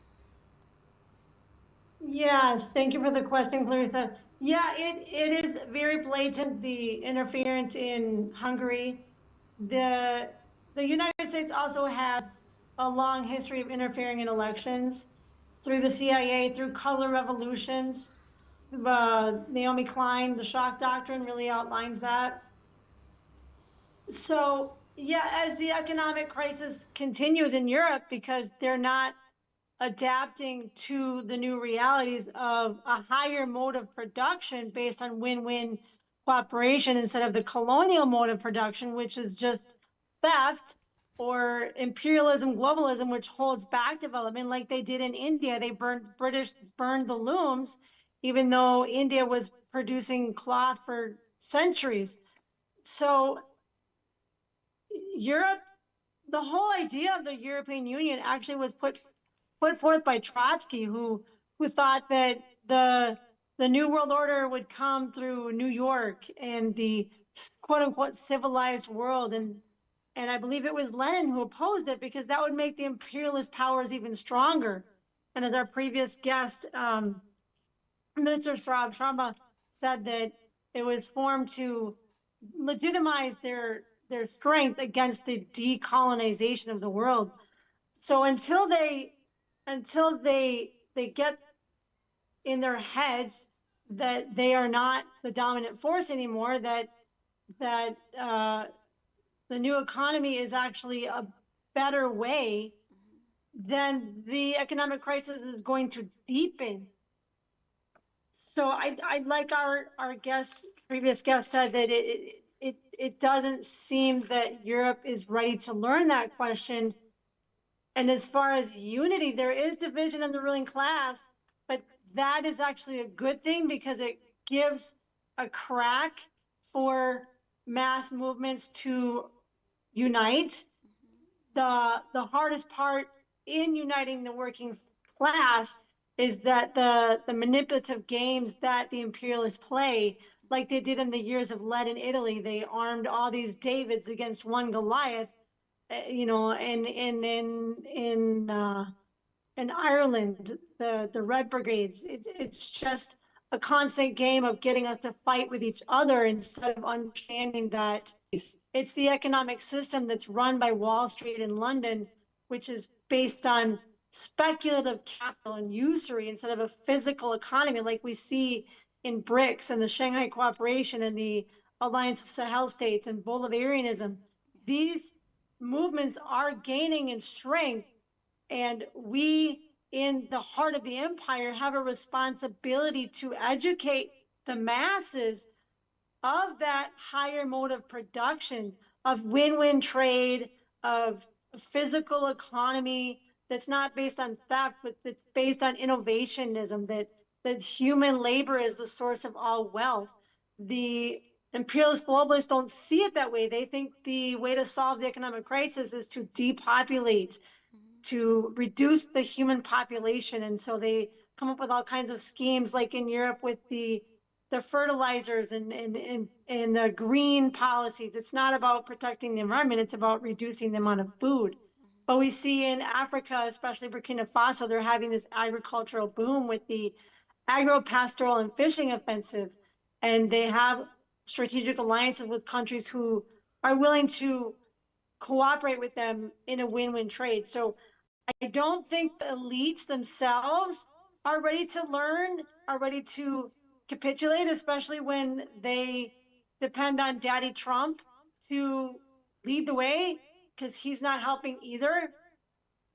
But as I mentioned before, if America can unite with Russia and build that Bering Strait peace bridge, that would be a global shift, and it would move the huge military force of America away from NATO and the oppressive economy to supporting these newly developing nations. So again, I don't think the elites want to learn, but if the masses can unite and take advantage of those cracks in the ruling class, then there is hope for Europe as well. Indeed, and this brings us to the last phase of VITA, which of course we highlight recommendations and checks for accountability. Just with you, Professor ZORAN, your take-home message as we continue to analyze the strengths and limitations of Europe's democratic shield. So, what checks and balances prevent this democratic shield from becoming some sort of a tool for political censorship, if it's actually not it? This shield will be there. They will be for political censorship. I'm absolutely convinced that will follow that idea, but that there is something else. With this shield, if European Union elites, which are now running the EU, will continue, they will come in situation to be globally totally isolated. I will give you a few examples. Namely, we are speaking about the new reality. Yes, new reality from one standing point, that the Africa, Latin America, and Asia, they have learned the lesson. They have learned that they don't need European Union elites. They have enough capacity, enough good educated people that they can together swim better. The only problem for global South, so to say, was economic power with Chinese support and investment. This has been totally shifted, changed. And I agree with Ms. Penny that actually America is total another story than European Union. Why? Because I will remember you on something. In a time of sanctions on Federal Republic of Yugoslavia, Serbia and Montenegro in 90s, the biggest headquarter of IBM was in Belgrade, in Serbia. But Serbia was under the sanction, yeah, sure. But those sanctions, Americans put so on international level that the European Union actually follow, but not American companies. Even today is the same story. One of the biggest Hilton hotel is in Belgrade, in Serbia. So I gave you answer on many questions with those few things. So what I think we have here something what will at the end of the day destroy the basis of European Union structure, social structure, and those are sovereign debts of the countries. If you go deeper, and everyone is speaking about American debts, yes, but you need to go in the structure to see this the debts, how they are relocated, located, etc. Only 50% of the total American debts are in the hands of China and other countries outside of the United States. Everything else is inside of the United States. This means this is one very pragmatic system that one agency is in a debt to another debt to the public, etc., etc. But American system is so constructed that this is as a spiral which is going on. So they are pragmatic and they test one model. Okay, this can work. Let's adopt that. This cannot work. It's something what make problems. So let's cut this, etc. And this is the only country in the world which has this model of society and the structure. When they need some good educated people with good ideas, they just go and they take them to the United States, give them material and other basis, and those people help America to be developed. I will remember you also on two things. Till 1958, and I think Dragana says something about that, in Belgium was still worked human zoo, where humans were treated from Africa as animals. That was still 1958. So what about we are talking? We are talking about all the elites, all European logic. We are talking about elites from UK who say, yes, English tea at 5. Excuse me, but tea comes from India or China, but mostly from India. So this is not English pattern, this is India, etc. So we need to understand one thing. I mean, they need to understand, those guys who are running the things. The biggest enemy of them is sitting at home by them. In the morning, when they need to look them in the mirror, that is the biggest enemy. They need to understand that some things are as they are, and they need to understand, I need to excuse myself what I had done in Africa, in Asia, genocide in Namibia, in Angola, this what's happening now in Middle East. Not to speak about India, where they had tried to stolen everything what was possible to be stolen, or in China with opium war, etc. So those are the facts, and those are the historical facts which are not too old. They're maybe 1 or 2 generations old, at least 3 generations. And then we have another thing. The oldest university in Europe was established on a territory of one city with name Ohrid in Macedonia, which was part of Tito's Yugoslavia. Not in UK, not in France. It was in Ohrid in Macedonia. But nobody will tell you this. Why? Because tradition, you will fight with arrogance and with aggression. So the first world school, robotic school, where they produced the first exoskeleton robots, etc., was 1961, established in Belgrade, in Serbia, in Tito's Yugoslavia. Even today, in Japan and United States, they use that school knowledge as a basis for development of robotics, and not to speak about some other things. So if we are speaking about such things, I don't know. I think that Europe is going in wrong direction. I agree with Dragana, but they will kill themselves with own mechanism and with own system. If you don't invest in education, if you don't try at least to establish bridges, as Miss Penny says, between Russia and Americans, if you don't try to find alternative for the present crisis, then you will have a situation what you have. And they will come in a situation to be totally isolated from all parts of the world, and the rest of the world will develop themselves, will not go into war, will not fight. And I think this old logic is not old logic, it's simply the logic which is at the end, because they don't have cheap energy from Russia. In Europe, they don't have possibility to steal the resources from Africa. And then they have another problem. They didn't invest in own education. Look, just let's come. This will be the last sentence from me for today. Just look this World Cup. Look at this very famous nation. All of them, oh, superpower, football for superpower, yes. But I think that with the help of FIFA and the other guys, they go in next round, not because of the quality of the football what they play. But look what they have. They have in Africa academy for football. They have in India. They have in China. They have in Japan. So the world is developing them in all possible segments, from sports to education to everything else, but not in Europe. In Europe, they are going down. And this is a problem. You can be blind, but as soon as you wake up and look yourself in the mirror, maybe you will try at least to find some good answers and solutions for your problem, and not always to excuse someone else that he is guilty. No, you are on your own guilty if you make something wrong. Excuse me, that was said from me for today. I think what was enough. Thank you so much, Professor ZORAN. Coming to you, Dragana TRIFKOVIĆ. Your take-home message and recommendation, especially with this censorship. Let's try to see how the authorities in Europe can curtail too much censorship, so as not to create some atmosphere of distrust and confusion among the audience in Europe. We're talking about, you know, checking information and preventing the entire European population from consuming an alternative information that actually situates the realities of the new world, especially in the 21st century.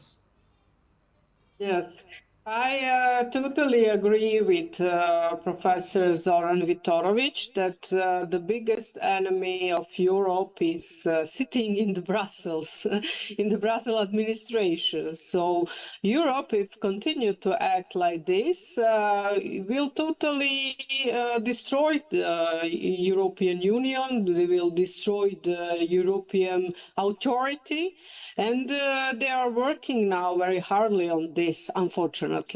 So I really appreciate that we can discuss openly on all these topics. I'm very happy that I can discuss with the colleagues from United States, from India, from Africa as well, from other European countries, because everywhere you can find the people who understands what is really going on, and who are brave enough to speak, because today it's really not easy to speak openly, and you need to be brave, because it's necessary to know that you can be under sanctions, that you can sacrifice yourself because speaking the truth. But it's also from the ancient time that I think Plato said that, or Aristotle, that some people don't like to hear the truth. So I'm very happy that I'm speaking with the people who likes to tell the truth. And for the future, I think we need to continue with this kind of discussions, and I'm a very big optimist, and I think that Europe cannot stand too long with this kind of policy. And I hope so that soon we will see some changes in Europe, in European Union. And I'm very thankful for all participants in today's program. And I want to send big regards from Serbia to all my friends. And I think we need to continue to fight for the truth, and to fight for good changes. And I'm sure that these good changes will for sure come.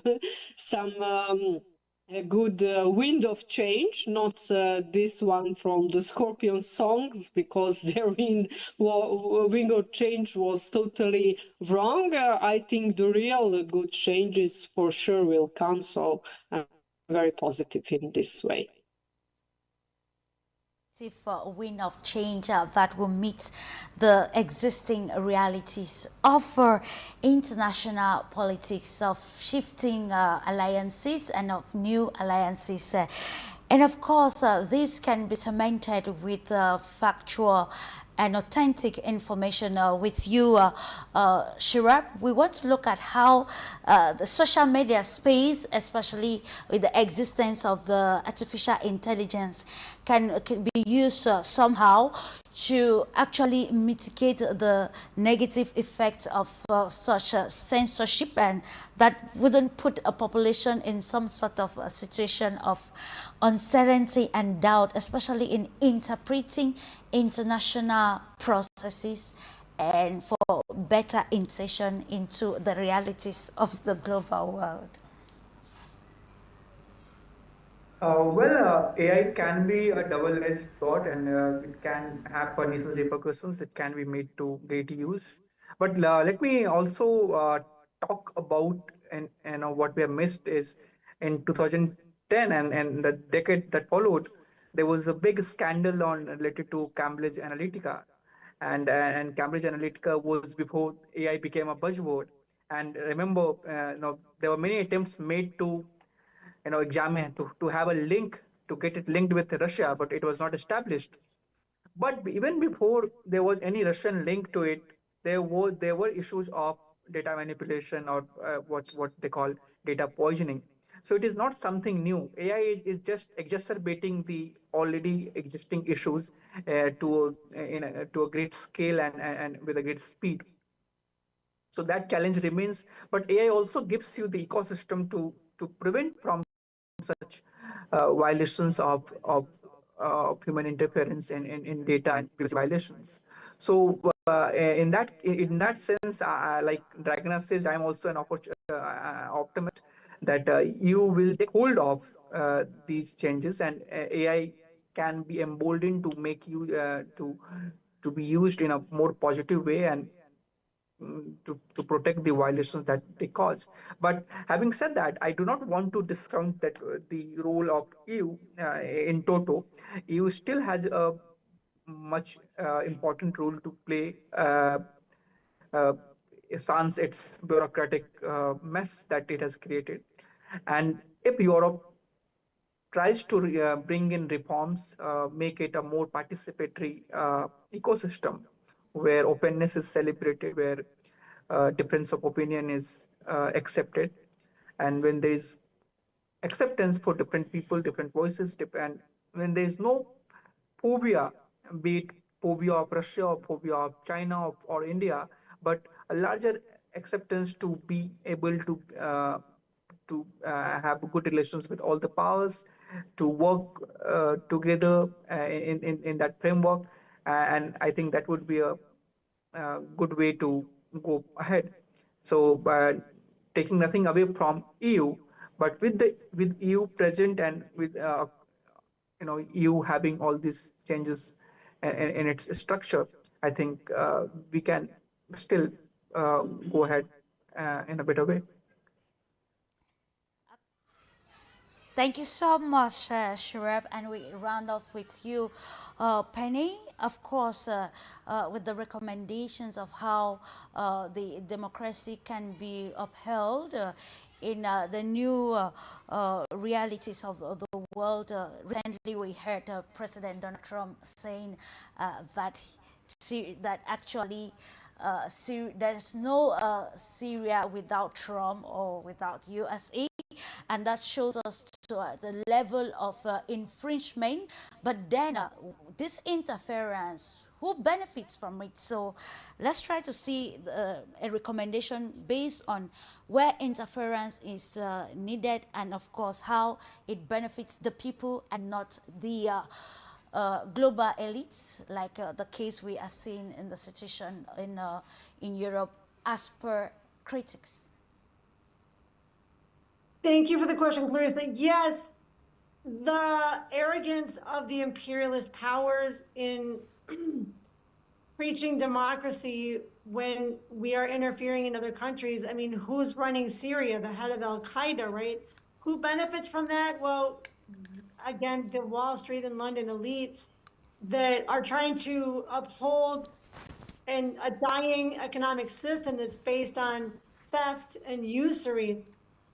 By holding back development in other countries, they want to benefit the globalist imperialist corporations by not allowing countries to develop. And we're seeing pushback in countries like the Alliance of Sahel States, where they are challenging these corporations.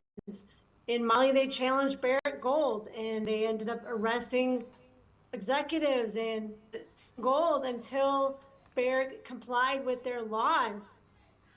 And after that, other companies that had to pay their taxes complied a lot quicker because the resources of the country belong to the people. Villages and telling them how they can